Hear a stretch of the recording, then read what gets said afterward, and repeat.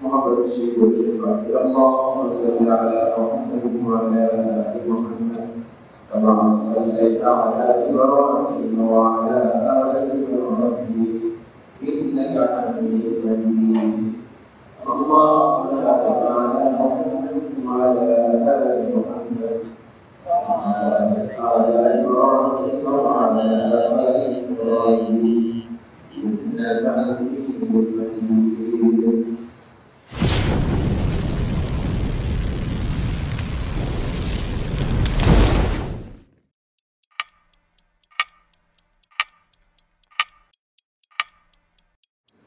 সম্মানিত মুসলিমরা উপস্থিত ইমানদার মুমিন মুসলিমরা মহান রব্বুল আলামিনের অসংখ্য মেহরবানি যে আল্লাহ আমাদেরকে আরবি মাসের সর্বশেষ মাস এবং আরবি বছরের সর্বশেষ বছর আখিরি জুমাতে পবিত্র জুমা নামাজ আদায় করার জন্য হাজির হওয়ার তৌফিক দান করেছেন।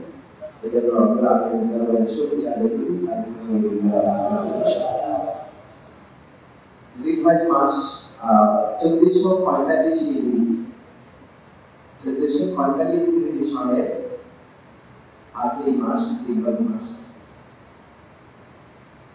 এই বছরে আরবি সালের শেষ জুমায় আমরা এসেছি।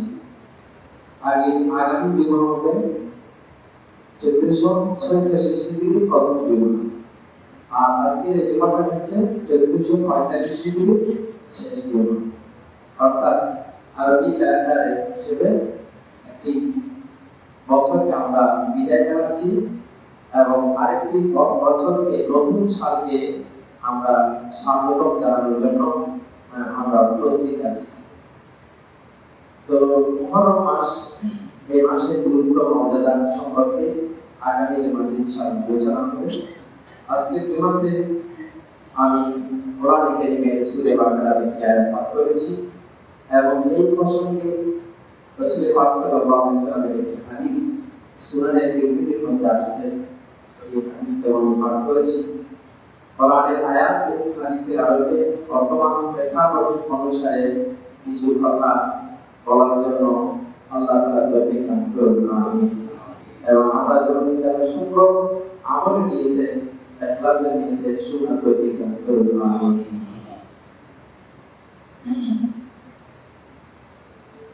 আমাদের ইসলামী শরীয়তের মূল বিষয় হচ্ছে ঈমান, আকীদা। ঈমান, আকীদা, বিশ্বাস, এটা হচ্ছে খুব প্রথম গুরুত্বপূর্ণ বিষয়। ঈমান আকীদার পরের বিষয় হচ্ছে ইবাদত বন্দেগী, আল্লাহর ইবাদত বন্দেগী করা, আল্লাহর উপর ঈমান বিশ্বাস রেখে আল্লাহর গোলামি করা, আল্লাহর বন্দেগী করা। ইবাদত বন্দেগীর পরের স্থান হচ্ছে লেনদেন, মুআমালাত, মুআশারাত যেটাকে বলে। এটাও ইসলামের শরীয়তের একটি গুরুত্বপূর্ণ বিষয়।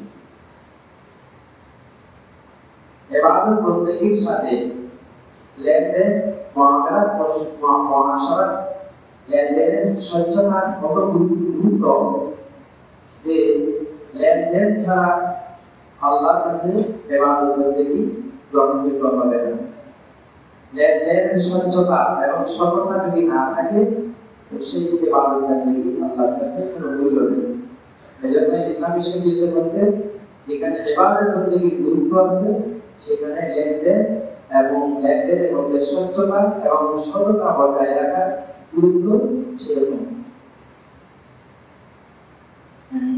রাসূল পাক সাল্লাল্লাহু আলাইহি ওয়াসাল্লাম সুনানে তিরমিজির হাদিস, আল্লাহ রাসূল সাল্লাল্লাহু আলাইহি ওয়াসাল্লাম বলেন, লা ঈমানা লিমান লা আমানাতা লাহু ওয়া লা দীনা লিমান লা আহদা লাহু। যে ব্যক্তির আমানতদারি নাই তার ঈমান নাই। যে ব্যক্তি ব্যক্তিগত জীবনে আমানত রক্ষা করে না, সততা বজায় রাখে না, স্বচ্ছতা বজায় রাখে না, তার ঈমান নাই, সেই ঈমানদারের অন্তর্ভুক্ত নয়। লা দীনা লিমান লা আমানাতা লাহু। ব্যবহারে, আচার আচরণে, লেনদেনে যার স্বচ্ছতা নাই, আমানতদারি নাই, যে খেয়ানত করে, মিথ্যা বলে এবং সততা চলে না, মিথ্যা করে, ঋণ নিয়ে গরিবসী করে, এই ধরনের মানুষের ঈমান পরিপূর্ণ ঈমান নয়। সামাজিকভাবে মানুষ তাকে মুসলমান বলে দাবি করলেও আল্লাহর দৃষ্টিতে সে প্রকৃত ঈমানদার হতে পারে না। লা ঈমান লিমান লা আমানাতা লাহু ওয়া লা দীনা লিমান লা আহদা লাহু। যার ওয়াদা ঠিক নাই, যার ওয়াদা ঠিক নাই, অঙ্গীকার ঠিক নাই, মানুষের সাথে কৃত ওয়াদা পুরা করে না, তার দ্বীনের কোনো মূল্য নেই। একজনের সাথে আরেকজনের এগ্রিমেন্ট হয়েছে, চুক্তি হয়েছে, চুক্তির যে ধারাগুলো আছে সেই ধারাগুলো সে যদি পালন না করে, তাহলে সে হাজার নামাজি হলেও রোজা রাখলেও আল্লাহর দৃষ্টিতে এই দ্বীন আর ইসলাম আমলগুলো কোনো গ্রহণযোগ্য হবে। এজন্য ইবাদত বন্দেগীর পাশাপাশি লেনদেনের স্বচ্ছতা, সততা বজায় রাখা একজন মুসলমানের পরিচয়। আমরা মনে করি লেবাসে পোশাকে বেশভূষায় নামাজে কালামে অনেক সৎ মানুষ, কিন্তু তার আচার ব্যবহার, তার লেনদেনের মধ্যে সততা নেই, স্বচ্ছতা নেই, তাহলে সে প্রকৃত মুসলমান হতে পারে না। এই প্রসঙ্গে মুসনাদে আহমদ ইবনে হাম্বল, ইমাম আহমদ ইবনে হাম্বল রাহমাতুল্লাহ আলাইহি বিশাল এক কিতাব মুসনাদে আহমদের মধ্যে একটি বর্ণনা আসছে, 25,570 নম্বর হাদিস, বুক নম্বর। এই হাদিসের মধ্যে আসছে এক ব্যক্তি হযরত উমর রাদিয়াল্লাহু আনহুর সামনে, এক ব্যক্তি হযরত উমর রাদিয়াল্লাহু আনহুর সামনে আরেকজন ব্যক্তির সততার প্রশংসা করতেছে। লোকটা অনেক সৎ, খুব অনেক প্রশংসা করতেছে। তো হযরত উমর রাদিয়াল্লাহু আনহু এই লোকটার প্রশংসার কথা শুনে জিজ্ঞেস করলেন, আচ্ছা তুমি যার প্রশংসা করতেছো তার সাথে তুমি কি সফর করেছো, ভ্রমণ করেছো, ভিজিট করেছো? তো লোকটি বলল না। হযরত উমর বললেন, আচ্ছা তুমি যার প্রশংসা করতেছো তার সাথে কখনো তুমি কোনো লেনদেন করেছো, কোনো এগ্রিমেন্ট করেছো, চুক্তি লেনদেন করেছো? বলে না। হযরত উমর রাদিয়াল্লাহু আনহু বলছেন, আচ্ছা তুমি কি কখনো তার কাছে কোনো কিছু আমানত রেখেছো? বলে না। তখন হযরত উমর রাদিয়াল্লাহু আনহু বললেন, কিভাবে তুমি তার প্রশংসা করতেছো? তার নামাজ দেখে, তার লম্বা লম্বা রুকু সিজদা দেখে, তার হজ দেখে, এতটুকু দেখে তুমি তার সত্যবাদী আর সততার সার্টিফিকেট করতেছো? তখন হযরত উমর রাদিয়াল্লাহু বললেন, বলে যে নামাজ রোজা এগুলোর সাথে যদি তার লেনদেন ঠিক থাকে তাহলে তার সেই প্রশংসার যোগ্য। আর যদি নামাজ রোজার সাথে তার লেনদেন ঠিক থাকে না, তার ওয়াদা ঠিক থাকে না, তার চুক্তি সাথে সে চুক্তি ভঙ্গ করে, তাহলে সে প্রকৃত ঈমানদার হতে পারে না, সে প্রশংসিত হতে পারে না। এজন্য ভাইরা, আমরা যে ইসলাম আমাদের ধর্ম, সেই ইসলামের মধ্যে সততা, স্বচ্ছতা কত গুরুত্বপূর্ণ। স্বচ্ছতা ছাড়া, সততা ছাড়া কোন মানুষ হতে পারে না, প্রকৃত মানুষ হতে পারে না। মানুষ সামাজিক জীব, সমাজবদ্ধ জীব। আমাদের সমাজ আছে, গরু ছাগলের সমাজ নাই, গরু ছাগলের সমাজ নাই, গরু ছাগলের লেনদেন নাই। কিন্তু মানুষ যেহেতু সামাজিক জীব, সমাজবদ্ধ হয়ে তাকে চলতে হয়, তো একে অপরের সাথে পারস্পরিক তাকে লেনদেন করতে হয়, একে অপরের সাথে সহযোগিতা আদান প্রদান করতে হয়। এই ক্ষেত্রে একজন মানুষ আরেকজন মানুষের সাথে সত্যতা, স্বচ্ছতার সাথে যেন লেনদেন করে এবং সেখানে যেন কোনো রকমের ধোঁকাবাজি না করে, প্রতারণা না করে, সেজন্য পবিত্র কোরআনের মধ্যে খুব গুরুত্বপূর্ণ নির্দেশ এসেছে মুসলমানদের জন্য, মুমিনদের জন্য। কোরআনে কারীমের মধ্যে একটি সূরা মুতাফফিফিন আছে, 30তম পারা, শেষ পারা সূরা মুতাফফিফিন। সেই সূরা মুতাফফিফিনের শুরুর কয়েকটি আয়াত, এই আয়াতগুলোতে আল্লাহ তাআলা ওই সমস্ত মানুষের জন্য ধ্বংসের কথা বলেছেন যারা লেনদেন, সততায়, স্বচ্ছতা বজায় রাখে না, যারা লেনদেনের মধ্যে ধোঁকাবাজি করে এবং অস্বচ্ছ অবৈধ পন্থায় আয় ইনকাম করতে চায়, অবৈধ পন্থায় হারাম তরিকায় মাল সম্পদ ভোগ করতে চায়, তাদের জন্য আল্লাহ তাআলা পরিষ্কারভাবে সতর্কতার বাণী উচ্চারণ করেছেন। আল্লাহ তাআলা বলেন, ওয়াইলুল লিল মুতাফফিফিন الذين إذا اكتالوا على الناس يستوفون وإذا كالوهم أو وزنوهم يخسرون। আল্লাহ বলেন, ওয়াইলুল ধ্বংস অনিবার্য এই মুতাফফিফিন ওই সমস্ত মানুষের জন্য যারা ওজনে কম দেয়, الذين إذا اكتالوا على الناس يستوفون, নিজের হক যখন উদ্ধার করতে চায় তখন হিসাব কিতাব করে একেবারে আধা ঘন্টায় দিতে চায়। নিজের বেলায় হলে একেবারে ওজনের মধ্যে আধা ঘন্টায় হিসাব করে করে নেয়। আর যখন দেওয়ার বেলায় আসে, ওয়াইদা কালুহুম আও ওয়াজানুহুম ইউসিরুন, যখন মানুষকে কোনো কিছু দিতে চায় তখন ওজনের মধ্যে কম দেয়, মাপের মধ্যে কম দেয়। নিজে যখন যায় নিজের বেলায় একেবারে আধা ঘন্টা হিসাব করে করে নেয়।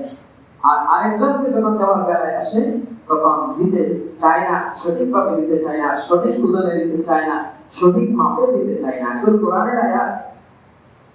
এই আয়াতগুলোতে আমাদেরকে লেনদেনের স্বচ্ছতার দিকে আল্লাহ তাআলা নির্দেশ দিচ্ছেন। আমরা যেন লেনদেনে যদি কোনো রকমের গড়িমসি না করি, লেনদেন আচার আচরণে যেন মানুষের উপর জুলুম না করি, মানুষের হক যেন অবৈধ পন্থায় নষ্ট না করি, উদ্ধার না করি। যদি করি ওয়াইলুন, তাদের জন্য তাদের জীবন ধ্বংস, তারা দুনিয়াতে ধ্বংস, আখিরাতে ধ্বংস। এজন্য এই আয়াতগুলো আমাদেরকে আল্লাহ তাআলা যারা এই ধরনের কাজগুলো করে তারা বলে যে আলা ইয়াজুন্নু আন্নাহুম, তারা কি মনে করে না যে কিয়ামতের ময়দানে তাদেরকে আল্লাহর সামনে উপস্থিত হতে হবে? আলা ইয়াজুন্নু উলাইকা আন্নাহুম মাবউসুন লিয়াউমিন আযীম, সেদিন কিয়ামতের দিন, ভয়াবহ দিন, তাদের কি আমার সামনে এসে হিসাব কিতাব দিতে হবে না? আমার সামনে আধা ঘন্টা হিসাব দিতে হবে না? আজকে মানুষের সম্পদ অবৈধভাবে উপার্জন করতেছে, অবৈধভাবে অবৈধ তরিকায় নাহক তরিকায় যে সমস্ত মানুষেরা রাষ্ট্রীয় সম্পদ চুরি করতেছে, রাষ্ট্রীয় সম্পদ নিয়ে বিদেশে বাড়ি করতেছে, আল্লাহ তাআলা তাদেরকে ব্যাপারে বলতেছেন আলা ইয়াজুন্নু উলাইকা আন্নাহুম মাবউসুন, তাদের কি এই ঈমান নাই, বিশ্বাস নাই যে কিয়ামতের ময়দানে আমার সামনে সব কিছু হিসাব দিতে হবে? এই ভয়টা যদি মানুষের অন্তরে সৃষ্টি হয় যে আল্লাহর সামনে আমার প্রত্যেকটি পয়সা পাই পাই করে হিসাব দিতে হবে, এই ভয় যদি তার অন্তরে থাকে, সে কখনো দুর্নীতি করতে পারে না, সে কখনো ঋণ খেলাপি করতে পারে না, সে কখনো রাষ্ট্রীয় সম্পদ এভাবে ভোগ করতে পারে না। একমাত্র আল্লাহর ভয়, পরকালের ভয়ে মানুষকে সৎ বানাতে পারে। এই জন্য আল্লাহ তাআলা এই আয়াতগুলোতে লেনদেনের স্বচ্ছতার পাশাপাশি এই কথা বলছেন যে বান্দা, তুমি যাই কিছু করো না কেন, কিয়ামতের দিন আমার সামনে উপস্থিত হতে হবে এবং সব কিছু আমাকে হিসাব দিতে হবে। এই পরকালের ভয়টাই কোরআন আমাদেরকে বারবার বিভিন্ন আয়াতের মধ্যে আমাদেরকে এই ভয়কে ভয় ঢোকানো হচ্ছে আমাদের অন্তরে যে কিয়ামতের ময়দান আমাদের হিসাব দিতে হবে। যত বাহিনী, কোন বাহিনী দিয়ে দুর্নীতি দমন কমিশন দিয়ে দুর্নীতি দূর হবে না, জীবনও হবে না। কারণ সত্যের ভিতর যদি ভূত থাকে, ভূতকে দাঁড়াবে। একটা প্রবাদ আছে না, দুর্নীতি দমন কমিশন গঠন করা হয়েছে, দুর্নীতি দমন কমিশন তাদের দায়িত্ব দেওয়া হয়, তারা নিজেরাই যদি শস্যের ভিতরে যদি ভূত থাকে, এই দুর্নীতি কাজে দূর করা যাবে। দুর্নীতি দমন কমিশনকে রাখতে হবে তাদেরকে আল্লাহওয়ালা, আলেম দ্বীন, দিনশরিয়ত যারা কাজী মুফতি, তাদেরকে রাখেন। দেখবেন আপনার দুর্নীতি কমিশনকে তারা দুর্নীতি দমন কমিশনকে এই স্বচ্ছতার সাথে এগিয়ে নিয়ে যেতে পারে। আপনারা দেখেছেন গত বছর আমি হয়তো জুমাতে বলেছিলাম, এক মাদ্রাসায় বাংলাদেশের পরিবহন পরিবহন সেক্টরে একটি নির্বাচন হয়েছিল। নির্বাচনের স্বচ্ছতার জন্য অনেক বিভিন্ন দলকে দায়িত্ব দেওয়া হয়েছে, সরকারি বেসরকারি। কেউ স্বচ্ছতার সাথে নির্বাচন পালন দিতে পারে নাই। সর্বশেষ ঢাকার একটি কওমি মাদ্রাসা আলেম ওলামাদেরকে দায়িত্ব দিয়েছে, আপনারা এই নির্বাচন পরিচালনা করুন। আলহামদুলিল্লাহ শতভাগ স্বচ্ছতার সাথে তারা নির্বাচন পরিচালনা করেছে। কারণ ওই লোকগুলোর অন্তরে ভোগ বিলাস নাই, ঘুষ খাওয়ার সেই মানসিকতা তাদের নাই। তাদের অন্তরে পরকালের ভয় আছে, আল্লাহর ভয় আছে।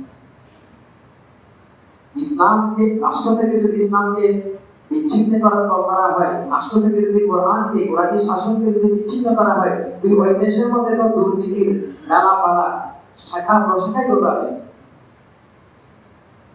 এজন্য ভাইরা, আমাদের ইসলাম শুধু মসজিদ মাদ্রাসায় কেন্দ্রিক ইসলাম না, ইসলামের মধ্যে একটি রাষ্ট্র কিভাবে স্বচ্ছতার সাথে পরিচালনা করতে হবে সেই শিক্ষাও আমার কোরআন আমাকে দিয়েছে।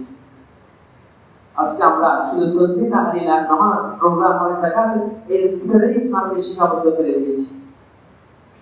লেনদেন স্বচ্ছতা কত জরুরি আল্লাহ তাআলা কোরআন কারীমের বিভিন্ন আয়াতের মধ্যে আল্লাহ তাআলা বলছেন যে, এবং স্বয়ং নবীদেরকে নির্দেশ দিয়েছেন, হে আমার নবীরা, তোমরা আহার গ্রহণ করবে, সে আহার যেন তোমাদের স্বচ্ছতার সাথে হয়, হালাল ইনকাম যেন হয়। ইয়া আইয়ুহার রাসূল কুলু মিনাত তাইয়্যিবাত ওয়া আমালু সালিহা। হে আমার নবীগণ, তোমরা যখন আমল করবে, সৎ কাজ করবে, সৎ কাজ করার আগে তোমাদের আহার ঠিক থাকতে হবে, তোমাদের ইনকাম যেন হালাল হয়, তোমাদের খাওয়া দাওয়া যেন হালাল হয়। ইয়া আইয়ুহার রাসূল কুলু মিনাত তাইয়্যিবাত, হালাল খাও, ওয়া আমালু সালিহা, তারপরে সৎ কাজ করো। তাহলে আমলে সালেহ, ওই আমলে সালেহ আল্লাহর কাছে গ্রহণযোগ্য হবে যে আমলে সালেহ আগে তার ইনকাম যদি সৎ হয়, হালাল হয়। আপনি 1000 টাকার মালিক হয়ে হারাম টাকা অবৈধ পন্থায় আপনি হজ করলেন, হজই তো কবুল হবে না। নামাজ পড়লেন, কোরবানি দিলেন, কোনো কিছুই কবুল হবে না। কারণ সবকিছুর পূর্ব শর্ত হচ্ছে আকলে হালাল। বৈধ পন্থায় স্বচ্ছতার সাথে সততার সাথে লেনদেন করে যে আহার আপনি যোগাবেন, সে আহারের মধ্যে বরকত, সে আহারের মধ্যে নূর, সে নূর দিয়ে, সে বরকত দিয়ে যখন আপনি ইবাদত বন্দী করবেন, আপনার নামাজের মধ্যে শান্তি আসবে, আপনার রোজার মধ্যে শান্তি আসবে, সবকিছুর মধ্যে আপনি একটি মানে কি সুন্দর স্বাস্থ্য জীবন আপনি লাভ করতে পারবেন। এই জন্য সবকিছুর মধ্যে স্বচ্ছতা, আহারের মধ্যে স্বচ্ছতা, লেনদেনের মধ্যে স্বচ্ছতা, সবকিছুর মধ্যে হালাল, সবকিছুর মধ্যে সততা বজায় রাখার জন্য আল্লাহ তাআলা কোরআনে বিভিন্ন জায়গায় আমাদেরকে নির্দেশ দিয়েছেন। আরেক আয়াতের মধ্যে আল্লাহ বলেছেন, ইয়া আইয়ুহাল্লাযীনা আমানু লা তাকুলু আমওয়ালাকুম বাইনাকুম বিল বাতিল। হে ঈমানদারগণ, তোমরা একে অপরের সম্পদ অবৈধভাবে গ্রাস করিও না, অবৈধভাবে গ্রাস করিও না, আরেকজনের জায়গা দখল করিও না, আরেকজনের টাকা লুটপাট করিও না। আজকে এভাবে গত কয়েকদিন আগে আমাদের এই এলাকার মধ্যে চুরি ডাকাতি বেশি বেড়ে যাচ্ছে। এই লোকগুলো তো মসজিদেও আসে না, এই কথাগুলো তাদের কানে ভিতরে ঢুকেও না। বিভিন্ন বাসায় উপর দিক থেকে বাহিরের দিক থেকে গ্রিল কেটে ঢুকে টাকা পয়সা করে নিয়ে যাচ্ছে। মনে করতেছে যে এই টাকা দিয়ে খুব আরামে চলতে পারবে, তার প্রয়োজন মিটাবে, কিন্তু এগুলো যে তার জাহান্নামের আগুন, জাহান্নামের আগুন সে ভাবতেছে পেটের ভিতর, সে ভয় তার অন্তরের মধ্যে নাই। এই ভয় যদি তার থাকতো, সে কখনো মানুষের সম্পদ লুটপাট করতো না, মানুষের সম্পদ চুরি করতো। এই জন্য আল্লাহ তাআলা বলছেন যে, ইয়া আইয়ুহাল্লাযীনা আমানু লা তাকুলু আমওয়ালাকুম বাইনাকুম বিল বাতিল। সূরা বাকারা আয়াত একাধিক জায়গার মধ্যে আল্লাহ তাআলা এই কথাগুলো বলেছেন। আমরা মানুষের সাথে চুক্তি করি, চুক্তি এগ্রিমেন্ট করি, কিন্তু এগ্রিমেন্ট করার পরে উভয় পক্ষের মধ্যে গড়িমসি হয়, উভয় পক্ষের মধ্যে গড়িমসি করে। চুক্তি মানে যেই যার সাথে চুক্তি করা হয়েছে সেও গড়িমসি করে। আর আল্লাহ তাআলা সূরা মাইদার প্রথম আয়াতের মধ্যে আল্লাহ তাআলা বলেছেন, ইয়া আইয়ুহাল্লাযীনা আমানু আউফু বিল উকুদ। হে ঈমানদারগণ, তোমরা চুক্তিকে পরিপূর্ণভাবে বজায় রাখো। চুক্তি যেভাবে করছো, এগ্রিমেন্ট যেভাবে করছো সেভাবে পালন করো। সেখানে গড়িমসি করিও না, সেখানে ওয়াদা সাবি করিও না, অঙ্গীকার ভঙ্গ করিও না, তাহলে তোমার ঈমান থাকবে না। ইয়া আইয়ুহাল্লাযীনা আমানু আউফু বিল উকুদ। সম্মানিত হাজিরিন, আল্লাহ তাআলা রাসূল পাক সাল্লাল্লাহু আলাইহি ওয়াসাল্লামকে যে হাদিসের মধ্যে বলেন যে লা দীনা লিমান লা আহদা লাহু, যে চুক্তি পথে চুক্তি ভঙ্গ করে, এগ্রিমেন্ট ভঙ্গ করে, তার কোনো দিন নাই। সে নামাজ পড়লেও এই নামাজ আল্লাহর দরবারে গ্রহণযোগ্য হবে না, আখিরাতের মধ্যে তার কোনো প্রতিদান সে পাবে না। রাসূল পাক সাল্লাল্লাহু আলাইহি ওয়াসাল্লাম সুনানে তিরমিজির এই হাদিসের মধ্যে আছে যে যারা অবৈধ পন্থায় সম্পদ অর্জন করে সেটা যদি দান করতে চায়, সেটা দিয়ে মসজিদ বানাতে চায়, সেটা দিয়ে কোনো জনকল্যাণমূলক কাজে ব্যবহার করে, সেই দান আল্লাহর দরবারে গ্রহণযোগ্য হবে না। সুনানে তিরমিজির হাদিস, লা তুকবালু সালাতুন বিগাইরি তুহুরি ওয়ালা সাদাকাতুন মিন গুলুলি। পবিত্রতা ছাড়া নামাজ কবুল হবে না, পবিত্রতা ছাড়া বেউযু ছাড়া নামাজ আল্লাহর দরবারে গ্রহণযোগ্য হবে না।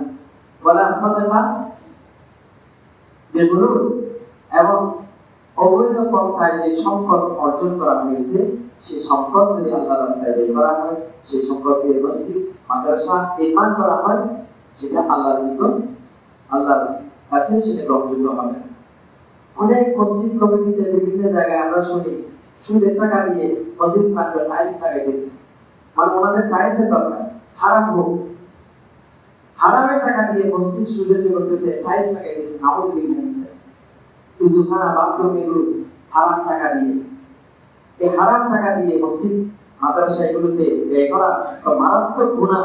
এটা আল্লাহর সাথে তামাশা করা। বলা সাদাকাতুন মিন গুলুলি, অবৈধ সম্পদ অর্জন করে সেই টাকা দিয়ে কোনো কিছুই যদি দান করা হয়, সেটা আল্লাহর দরবারে গ্রহণযোগ্য হবে না। এজন্য সব ক্ষেত্রে দানের ক্ষেত্রেও আমাদেরকে স্বচ্ছতা বজায় রাখতে হবে। ইনকামের ক্ষেত্রে যেভাবে স্বচ্ছতা, দান করার ক্ষেত্রেও আমাদেরকে স্বচ্ছতা বজায় রাখতে হবে। এগুলো কোনো গুরুত্বই আমাদের কাছে নেই। আমরা বাস নামাজ রোজা হজ যাকাত এই যে কিছু এই ধর্মীয় লেবাস পোশাক এগুলোর ভিতর আমরা ইসলামকে সীমাবদ্ধ করে দিয়েছি, কিন্তু অথচ এই সব কিছু আপনার দিনদারি, আপনার আমানতদারি সব কিছু ঠিক থাকবে আপনার লেনদেন যদি স্বচ্ছতা থাকে, লেনদেন যদি স্বচ্ছতা থাকে। মানুষ আমাদের কাছে অনেক সময় অনেক কিছু আমানত রাখে, একজন আরেকজনের কাছে 5 লক্ষ টাকা আমানত রাখছে, ভাই এগুলো আপনার কাছে আমানত রাখলাম, কিন্তু যার কাছে আমানত রাখা হয়েছে 1 বছর 2 বছর 3 বছর আস্তে আস্তে সেই ওই আমানতগুলোকে খেয়ে ফেলার জন্য এক পর্যায়ে সেগুলো সে গ্রাস করে খেয়ে ফেলে, দিতে চায় না।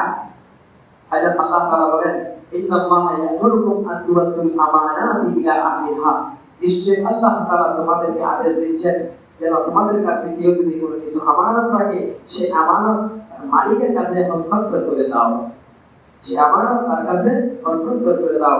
সেখানে তুমি গড়িমসি করিও না, গড়িমসি করলে বড় জুলুম হবে, বড় জুলুম হবে। রাষ্ট্রীয় সম্পদ, এই মানুষের 18 কোটি মানুষের আমানত, এই সম্পদ তারা নিয়ে হাজার কোটি টাকা নিয়ে বিদেশে পাচার করে দিচ্ছে বা বিদেশে বাড়ি করতেছে, বিভিন্ন আমলা এগুলো কর্মচারী, রাষ্ট্রীয় কর্মচারীরা এই জনগণের টাকা এভাবে নিয়ে যাচ্ছে, এগুলো হচ্ছে আমানত। এই আমানতের খেয়ানত যদি করে, কি পরিমাণ তাদের জন্য ধ্বংস হবে। রাসূল পাক সাল্লাল্লাহু আলাইহি ওয়াসাল্লাম সূরা তিরমিজির এক হাদিসে তাদের বলেছেন, ইন্নাল্লাহা ইয়া'মুরুকুম আন তু'আদ্দুল আমানাতি ইলা আহলিহা, যার কাছে রাষ্ট্রীয় আমানত সে যেন তার রাষ্ট্রকে হস্তান্তর করে দেয়। সেই আমানত দিয়ে যদি সে গড়িমসি করে, সেটা যদি সে আহার করে, নিজের বাড়ি ঘর সবকিছু নির্মাণ করে, তাহলে কিয়ামতের দিন তার জন্য কঠিন ভয়ঙ্কর আযাব তাকে ভোগ করতে হবে, কঠিন আযাব। আর সূরা তিরমিজির মধ্যে আসছে, রাসূল পাক সাল্লাল্লাহু আলাইহি ওয়াসাল্লাম ইরশাদ করেন, মান কানাত ইনদাহু মাসলামাতুন বিআখিহি ফালইয়াতাহাল্লালহু মিনহা, যে ব্যক্তি তার কোন ভাইয়ের অবৈধ পন্থায় সম্পদ অর্জন করেছে বা তার উপর জুলুম করেছে, নির্যাতন করেছে, সে যেন আজকে দুনিয়াতে সেটা ক্ষমা নিয়ে নেয়। একজন আরেকজনের উপর জুলুম করেছে, এখন যে মজলুম তার থেকে যেন জালেম কি করে নেয়, ক্ষমা নিয়ে নেয়। বিভিন্ন প্রকারের জুলুম, তার সম্পদ অবৈধ পন্থায় সম্পদ তার সম্পদ কি করেছে, লুটপাট করেছে। এখন সে যেন তার কাছে তার সম্পদ ফিরিয়ে দেয়, যে পরিমাণ নিয়েছে সে যেন দুনিয়াতেই তার সম্পদগুলো ফিরিয়ে দেয়। কারোর কাছে কারো ঋণ রয়েছে, তাহলে সে যেন ঋণগুলো তার কাছে পরিশোধ করে দেয়। কারণ কি, ফাইনাহু লাইসা সাম্মা দিনার ওয়ালা দিরহাম, কিয়ামতের ময়দানে এগুলোর হিসাব দিতে হবে। সেখানে তো আপনার কাছে কোনো টাকা পয়সা থাকবে না যে টাকা পয়সা দিয়ে আপনি তার হক আদায় করবেন। সুতরাং দুনিয়াতেই থাকতেই হয়তো তার সম্পদটাকে ফিরিয়ে দেন, অথবা যদি সে তৌফিক না থাকে তার থেকে ক্ষমা নিয়ে নেন। যদি এটা করা না হয় তাহলে কাল কিয়ামতের ময়দানে যখন হিসাব কিতাবের পালা শুরু হবে তখন আল্লাহ তাআলা বলবেন তার হক দিয়ে দাও। তো ওখানে তো টাকা পয়সার কোনো হক দিতে পারবে না। তখন এই ব্যক্তি যদি কোনো আমল করে থাকে আল্লাহ বলবেন তোমার নেক আমলগুলো তাকে দিয়ে দাও, এবার তুমি শূন্য হাতে কোথায় চলে যাও, জাহান্নামে চলে যাও। আল্লাহ তাআলা বলবেন তাকে শূন্য হাতে জাহান্নামে নিক্ষেপ করো, কারণ জান্নাতে যাওয়ার মতো কোনো নেকি তার আমলনামার মধ্যে নাই। অথবা যদি তার কাছে কোনো নেক আমল না থাকে তখন আল্লাহ বলবেন এই ব্যক্তি, এই মজলুম ব্যক্তির যত গুনাহ আছে এই গুনাহগুলো সবগুলো তার মাথার উপরে চাপিয়ে দাও। যারা হাজার কোটি টাকা নিয়ে পাচার করতেছে দেশের সম্পদ, এই 18 কোটি মানুষের সম্পদ, 18 কোটি মানুষের গুনাহের বোঝা তার মাথার উপর চাপিয়ে দেওয়া হবে। আর আল্লাহ বলবেন এই জালেমকে যদি তোমরা ধরে জাহান্নামে নিক্ষেপ করো, তখন তাদের কি অবস্থা হবে? ছোট বড় দুর্নীতিবাজ কেউ রেহাই পাবে না, সবাইকে কঠিন শাস্তির সম্মুখীন হতে হবে। সম্মানিত হাজিরিন, এজন্য সততার সাথে লেনদেন করা, সততার সাথে ব্যবসা করা, যারা সততার সাথে ব্যবসা করে এবং যেভাবে পণ্যের যে মান আছে সে মান যেভাবে আছে সেভাবে বলা, এটা হচ্ছে সব ব্যবসায়িক আলামত। সততার সাথে ব্যবসা করবে, বসে বসে টাকা ইনকাম করবে কিন্তু সত্যের পথে সততার সাথে, তাহলে তার হাসরের ময়দান হবে। হাসরের ময়দানে কাদের সাথে থাকবে? মা'আন নাবিয়্যিন ওয়াস সিদ্দীকিন ওয়াস শুহাদা ওয়াস সালিহিন। আত-তাজিরু as-সাদীকুল আমিন মা'আন নাবিয়্যিন ওয়াস সিদ্দীকিন ওয়াস শুহাদা ওয়াস সালিহিন। সব ব্যবসায়ীদের কিয়ামতের ময়দানে নবীদের সাথে, সিদ্দীক, শুহাদা, সালিহিনদের সাথে, আল্লাহ ওয়ালাদের সাথে তাদের হাসর হবে। আপনি এখানে সততার সাথে ব্যবসা করবেন, টাকা ইনকাম করতেছেন, আপনার অন্তরের মধ্যে সততা আছে, আপনি কাস্টমারের সাথে দুধবাজি করতেছেন না, প্রতারণা করতেছেন না, যেভাবে আছে সেভাবে করতেছেন, তাহলে আপনার ঠিকানা জান্নাত। আপনি নবী, সিদ্দীক, শুহাদা, সালিহিনদের সাথে আপনি জান্নাতে থাকতে পারবেন। সুবহানাল্লাহ, কত বড় ফজিলত! ওইদিন একজন মাছওয়ালার কাছে গেলাম মাছ কিনতে, তখন বলে দিচ্ছি হুজুর এখন সুবিধা হবে না, বলে দিচ্ছি মানে এগুলো আজকে না গতকাল, যেভাবে আছে সেভাবে, তাহলে সেই সুযোগ সে সততার সাথে ব্যবসা করতেছে, তার জন্য পুরস্কার আছে। আর যে বলে যে 2 দিন আগের মাছ কিন্তু আজকে ফ্রেশ, একদম আপনাকে বলতেছে একেবারে পানি টানি মেরে স্প্রে করে একবার ফ্রেশ করে বলতেছে, তাহলে সেই সততার সাথে ব্যবসা করলো না, সে দুঃখবাজি প্রতারণা করতে লাগলো, তার ঠিকানা হবে নমরুদ, ফিরআউন, হামানের সাথে। এই ব্যবসায়ী সমাজ যদি তারা যদি সততার সাথে ব্যবসা করে আল্লাহর জন্য, আল্লাহকে খুশি করার জন্য, আপনাদের মুসলমানদের সাথে প্রতারণা না করে তাদের জন্য কত পুরস্কার। এমন কথা যে আমার ঠিকানা হবে নবীদের সাথে। এজন্য ভাইরা, ব্যবসায়ী সমাজ আপনার ব্যবসাকে সততার সাথে পরিচালনা করুন। একজন গ্রাহক আসছে আপনার কাছে, এখন আপনার রেট হলো 100 টাকা, তার কাছে 100 টাকা নাই, 80 টাকা বা 90 টাকা আছে, তখন আপনি যোগ করুন, চাচা দিয়ে দেন, নিয়ে যান। এই যে আপনি 10 টাকা ছাড় দিলেন, 5 টাকা ছাড় দিলেন, কিয়ামতের ময়দানে আল্লাহ তাআলা আপনার যে বোঝা, গুনাহের বোঝাকে হালকা করে দিবেন। সুবহানাল্লাহ। আরেকজন গরিব মানুষ ওই রাস্তার কোনায় কলা বিক্রি করতেছে, খুব অভাবী মানুষ, চাচা কত টাকা? বলে 100 টাকা। তখন আপনার কাছে আরো 2-4 টাকা আছে, দিয়ে দেন। এই 5-6 টাকা 10 টাকা আন্টি এইগুলো যদি আপনি দেন, আর অন্তর মধ্যে যে একটা খুশি আসবে, এই খুশি দিয়ে এটাই আপনার জান্নাতে যাওয়ার খুশি লাগবে। যার কাছে টাকা আছে সে গরিব মানুষের সাথে, আমি ক্রেতা, আমার কাছে সচ্ছলতা আছে, তৌফিক আছে, আমি 5-10 টাকা তাকে দিয়ে দেব। সম্মানিত ভাইয়েরা, শুধু নামাজ দিয়ে জান্নাতে যাওয়া যাবে না, যতক্ষণ পর্যন্ত আমার লেনদেন ঠিক না হয়, যতক্ষণ পর্যন্ত আমার আচরণ ঠিক না হয়, ততক্ষণ পর্যন্ত আমি জান্নাতের আপনি আসন গ্রহণ করতে পারবো না। এজন্য ইসলাম এমন একটি ধর্ম যে ধর্মের মধ্যে ইবাদত বন্দেগীর সাথে লেনদেনের স্বচ্ছতার কথা বলা হয়েছে, লেনদেনের সততার সাথে কথা বলা হয়েছে।